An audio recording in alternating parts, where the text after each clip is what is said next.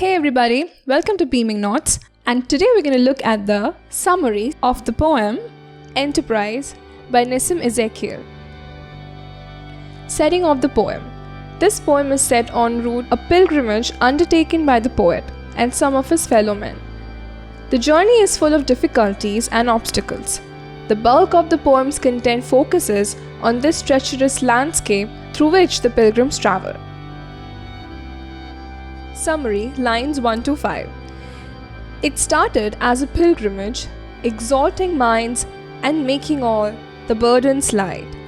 The second stage explored but did not test the call. The sun beat down to match our rage.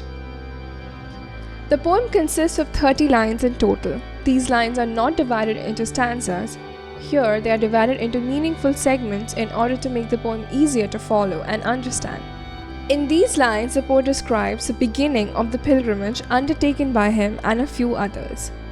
He says that they had started on the pilgrimage believing it would ennoble their minds and help them live their lives without feeling any of the pressures that all men are subject to at some point of time or the other.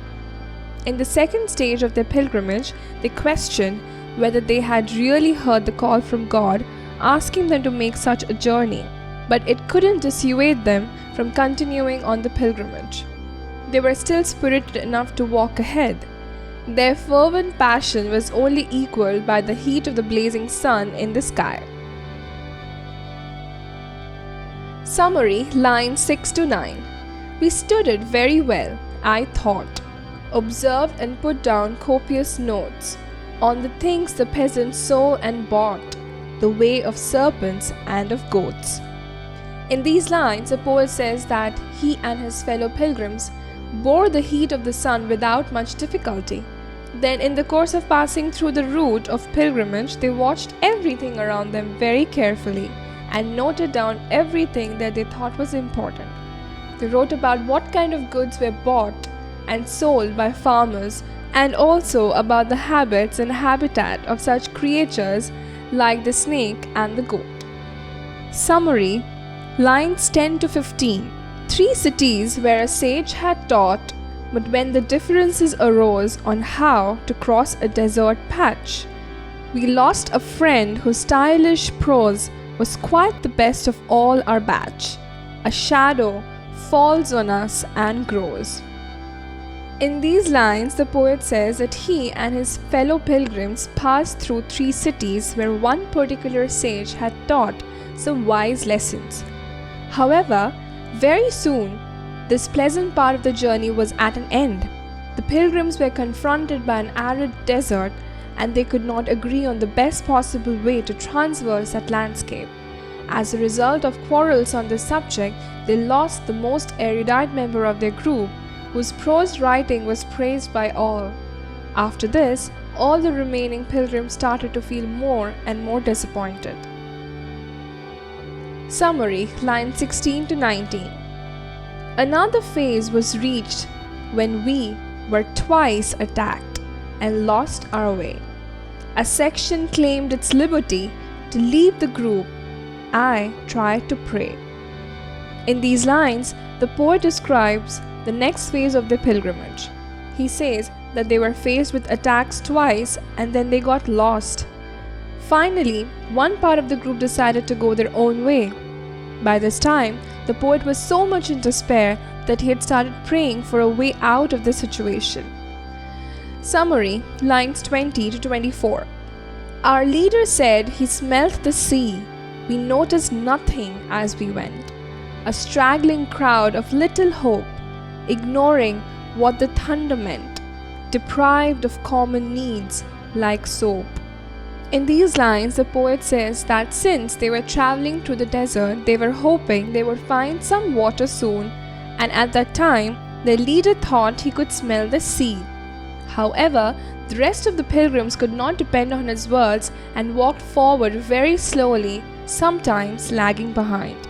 They were so incensed that they did not even see what kind of landscape they were passing or what things were to be found there. They had lost their enthusiasm by then. They heard the sound of thunder but did not try to figure out what its meaning was. They did not even have the basic provisions to refresh themselves, such as soap. Summary, lines 25 to 30. Some were broken, some merely bent. When finally we reached the place, we hardly know why we were there. The trip had darkened every face. Our deeds were neither great nor rare. Home is where we have to gather grace. In these lines, the poet describes the moment when they finally reached the destination of the pilgrimage. Some of the pilgrims had totally lost their spirit, and others thought they had only temporarily lost it and would regain it soon. However, none of them could understand why they had come to that place. The trip had caused everyone some amount of sorrow. The fact that they had completed the pilgrimage did not make them feel that they had done anything extraordinary or noble. They realized that the pilgrimage was wholly unnecessary because they could have stayed at home itself and still served God in their own way. Central idea. The poet describes a pilgrimage that he and some of his fellow men undertook.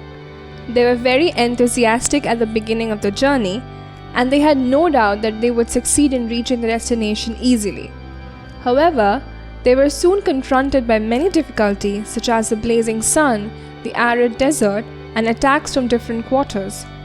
Their own unity was also lost. When they finally reached the place of pilgrimage, they were in despair and confused as to why they had come. They realized that they should have stayed home and practiced their faith and piety there itself. Conclusion. This poem is an allegory, but its purpose is satirical. The poet starts on the pilgrimage hoping to lessen his burdens, but the pilgrimage itself becomes a burden for him.